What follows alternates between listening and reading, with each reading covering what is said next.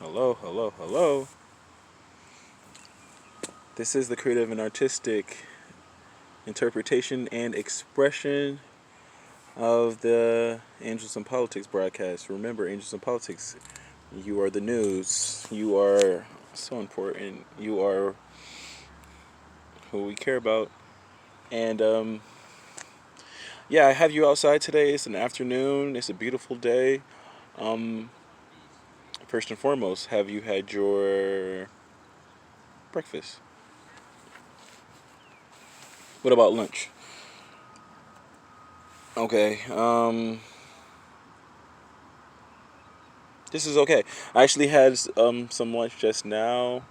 I had a juice this morning. You know how I normally juice.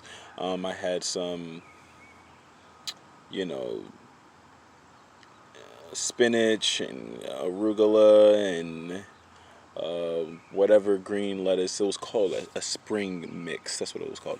But mostly that and green apples because my mother wanted to make sure I consumed all of the fruit before she was going to get some more, and all she brought back was bananas. So I guess that shows that I have to go out there to the store tomorrow and get what I need. But yeah, I had green vegetables, just apples. I sliced up some ginger, fresh ginger, so good for the body, of course. Wheatgrass powder, ashwagandha powder, apple cider vinegar, hot water, and a little turmeric. And that's how I got my morning started. And then for lunch, I had the oatmeal with the Dave's Killer Bread. And we all know how that Killer Bread goes down. Um, so I'm on that wave. I'm on that wave right now. But I do want to bring you back to like the topic at hand. I've been talking about this cosmetics or the political version. Trust me, like I'm gathering a lot of information or I'm expressing a lot of this information now, but like you'll see how that unfolds in the future due to just enterprise and industry and the creative output, not for myself, but from you all right, and from the individuals and just nature. As you as you put out that energy and you become one or align yourself or synthesize with nature, you're gonna find out that opportunities are right there for you, right under your nose. And I want to be a proponent of that. I want to be a conduit of that. I want to be intermediary or medium to your success, to your excellence, to your manifestation of your goals and aspirations. I would like just to be that springboard for you on that journey upward, that somewhat turbulent and tumultuous, but also glory. It'll be glorious. It will be thought provoking. It will be eye opening. It'll be euphoric. That journey to your self actualization, into your self realization, into your to the top of your social dominance hierarchy, your Maslow's hierarchy of needs, and so boom. I've been talking a lot about the cosmetics. I mentioned before how homegirls in high school on the cruise ship were saying some real things, and they were like, "Look, what?"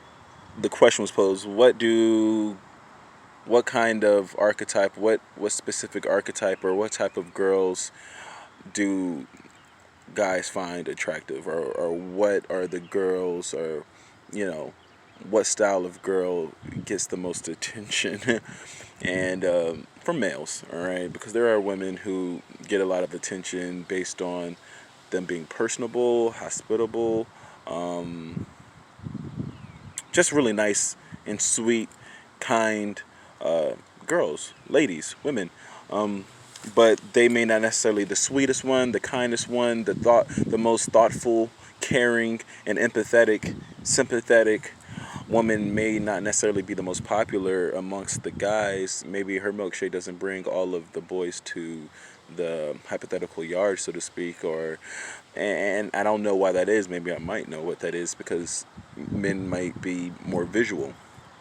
We definitely are more visual out of the two sexes, and we are we are easily swayed, persuaded, dissuaded upon what we see, and our affinity and our admiration and our keenness is most of it is contingent upon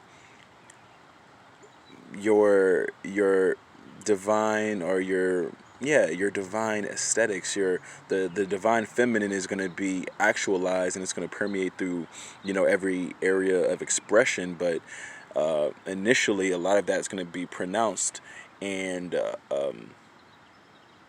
and revered and glorified. Oh my gosh, based on how that guy reacts to your beauty. And this is very important that I'm mentioning this, because when homegirl was, and I'm saying homegirl, but I'm just saying in general, when the young ladies in the class or in the teen club is where I used to work, when they were given their answers, a lot of them were very, very transparent. A lot of them were very like legitimately just giving you what it was, and it wasn't like any beating around the bush. It wasn't any of this flowery, colorful language in which I really like to use. But like, no, they were just like, yo, guys go for the women who have a certain body, and that certain body tends to be the one that has the feminine features more accentuated, more developed, more cultivated, sometimes even just more open. Those girls who have it, and they don't mind showing it, and not showing it like, oh, they're walking around saying, hey, I'm revealing myself to you, but more so it's like, hey, if you got hips, they're gonna show the hips. They have the legs, they're showing the legs.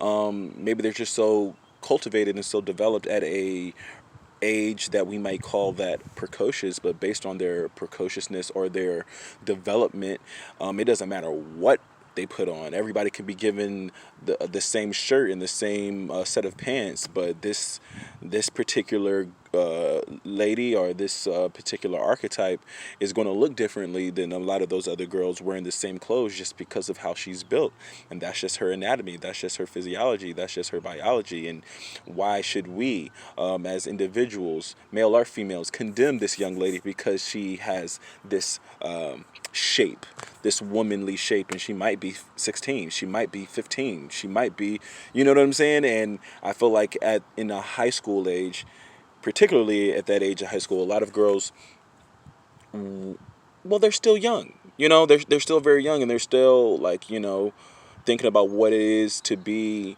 14 and 15 and 13 and 16 and 17, and you know what I'm saying? So it's like, even though they're at that age, and they have to deal with their class and the social atmosphere and things at home and their own biology and their own development, they're still looking at themselves as to how they're going to be perceived in the future, how they're going to grow.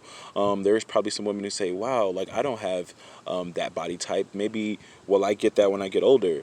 Maybe will I still develop? Will I grow into my looks? All right, right? I mean, I'm at an age now whereby I can look on my timeline, because of social media, and it's interesting to see how certain women are are presented now, and I'm aware of how they used to present themselves in the past. And when I say past, it could be 5 years ago, it could be 10 years ago, but a lot of it is even longer than that. So I'm here to tell you that there are a lot of young ladies who probably, looked a certain way at 14, 15, 16, even 17, even in college, where guys were walking by them, people didn't look their way.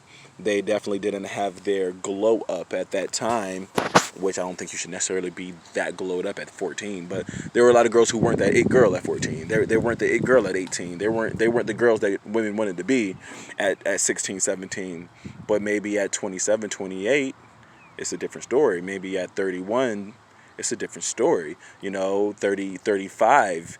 There's a lot of women be like, yo, like, I'm actually looking all right. I mean, damn, I'm looking much better than and then I'm being more received. I'm much more, uh, I have more of an idyllic or idealized figure, shape, physique at my age now in comparison to my peers, my constituents, my colleagues than I did when I was 16, 17, right? So there was a lot of girls who it's like this seesaw. It's like this exchange. Like, damn, I was the bottom girl at one point in time, and then now here I am. I'm 30 years old, and back whenever I was super skinny, super bony, super whatever, underdeveloped at that age, now here at 32, that age is now she's petite, and now she's she still has her quote unquote girlish figure. And a lot of those women who may have been a bit more cultivated in the physical sense, a bit more developed, they might still be at 33 or 29 or 40, but a lot of them, even way before then, tend to lose some of that shape, and it goes different ways. But back to what I was saying. Well, back to what the conversation was. What do guys look for in women, and who are the most popular women in school, and what attracts these guys to these girls? And girls were pretty straight up, and it was like, yo, they like the bodies, but then they like the girls who wear a lot of makeup, and this is where the conversation is. I'm always bringing it back. I might have to go to a fourth video, another video. I mean, we're gonna have a lot of videos on this topic, but I love to hear your thoughts on this, because I cover some ground, and that's just how I tend to do. I tend to, digress or pontificate, or and I have my thoughts of my own. But about the makeup, I thought to myself, I said, damn. I never really thought about that. Like, do guys just tend to go for girls who wear a lot of makeup, or who wear makeup, or like, it's almost as if you thought all women wear makeup. And there's a news flash, guys. If you didn't know, a lot of women don't. There are a lot of women who aren't on that end of the spectrum, and there are so many women who aren't those type of girls who were 7, 8 years old, who had to play makeup kits. There were some girls who were asking their parents for their birthday or for Christmas, hey, let me get the play makeup so I can pretend like I'm putting on mascara and foundation and blush, so I can pretend like I'm doing things to my, I can like pretend to be gussied up. Like, there was girls who were into the gussying up and the glamming up and glowing up and all that type of up. Like, there are so many women who are like that, and I feel like that tends to be the projection. If you watch these, like, I'm over here spending time. If you see the household behind me, this is my childhood household. This is how I grew up. And, my parents, or my mom, let's just say my mom, during the day, she might look at this like soap operas, and I'm looking at the women in Young and the Restless. I'm looking at the women in Bold and the Beautiful. I'm looking at them, and they're fit. A lot of them are physically fit because they're on TV and it's shot in Los Angeles. But is one dead giveaway or takeaway that I'm seeing now is like, oh, all of those women, their makeup is like, psh, psh, psh. It's like spot on. It's like almost like flawless on their faces. So you might think those girls are like well fit, like proper fit, like, wow, like all of those women are beautiful. Well, yeah, they are. Of course they are. But then also it's like, well, they're also on TV, and they probably don't even do their own makeup. 10 times out of 10, they probably don't do their own makeup.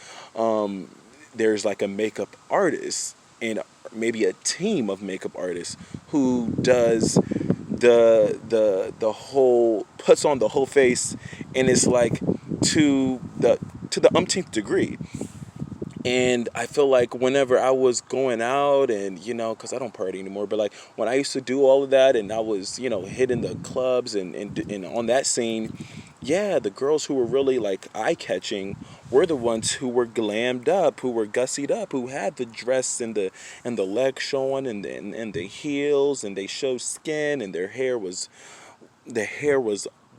what it is, and it was beautiful, and it was flowing, and it was glowing, and it was showing. And but like the makeup is like was the cohesion or the cohesive component. It's like, damn, you can look at some girls who be like, ah, man, maybe you shouldn't have done that yourself. Maybe you should have asked your homegirl who actually knows what she's doing. Or, and it's a lot of things, and it's like, well, damn, go back, there wasn't like a class on makeup. You know what I'm saying? There's a lot of girls who were in high school and or even middle school or whatever the case. Middle school it might be still like younger, but like there were still some women who weren't allowed to wear makeup in high school. You know what I'm saying? Like, I was talking to my homegirl the other day. She was like, "Yo, my parents didn't allow me to put on makeup until I was like 17. And even then, it was like a moderate makeup. It was like foundational makeup. It was more natural makeup, like nothing too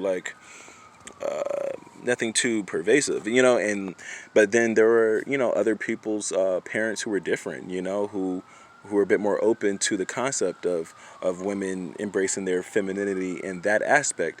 So it's really interesting because I feel like the girls who were allowed to do the makeup at an early age, they probably were more inclined to have a certain style of dress at a certain age. And I can remember girls who like, and I can just, think back to my job on the ship working with teens, or even at the YMCA when I used to work with kids, but particularly the teenagers. You can look at some kids, girls, boys, but like the girls who were 16, 17. What the fuck is going on? It's outside. Some girls who were, 15, 16, 17 were still very much into like comfortable clothing, t-shirts, bigger t-shirts, graphic design t-shirts, baggy shorts, or, like just being comfortable, and I feel like they really, which is a good thing, that I feel like they really embraced their age, and they didn't want to rush the development, or they didn't want to rush being a kid or being a teenager, even though 15, 16, 17 isn't like a kid, they're teens. But like, I could see from some girls, a lot of girls, and I will just say this, even women who are over the age of 17, 18, I'm talking like mid-20s, are still, are still that type who aren't going to be into womanly or dressing like what a quote unquote women's clothes are. Like there's gonna be a lot of women who don't like dresses and pencil skirts and women's suits and wearing a blazer and wearing rompers and wearing those wearing those types of things. Oh man, it's going down. We got the kids out there on the bike, but no, like they didn't have that. They didn't have that, and conversely, there were other groups of girls, depending on where they came from, whether they were from Miami, whether they were from Latin America, whether they were from Europe. Like we had a lot of people from Spain and things like that. It was definitely interesting to see the contrast, because in comparison, those girls were almost like adults, even though they were still 16 or they were still 17. But the girls who were from Medellin, Colombia, those girls who came from Monterrey, Mexico, and Mexico City, and those women who were, those young ladies who were from Madrid, Spain, and Italy, and things like this, of this nature, when they got on the cruise ship, girls who were from America couldn't. I would say they didn't associate with those women that much, with those young ladies that much. They didn't associate with their peers that much. They honestly, even those girls, particularly the girls from Miami, there was this contentious divisiveness between them, and I feel like the most visceral, or the ones the things I was as what was the most pronounced element to me was the fact how they presented themselves. Those girls look like young young women, and like I mentioned before, we had, you know, ladies who were on our team, who were adults, who were faculty, who were 25, 26, 27, and they didn't dress like that. Like, they didn't do makeup like that. They didn't have their hair done like that. And it was like almost like a wow, like, how are these, you know? So it's just interesting. Maybe the whole makeup and cosmetics thing is a life in its own, and I want to talk more about it. Namaste and namaskar.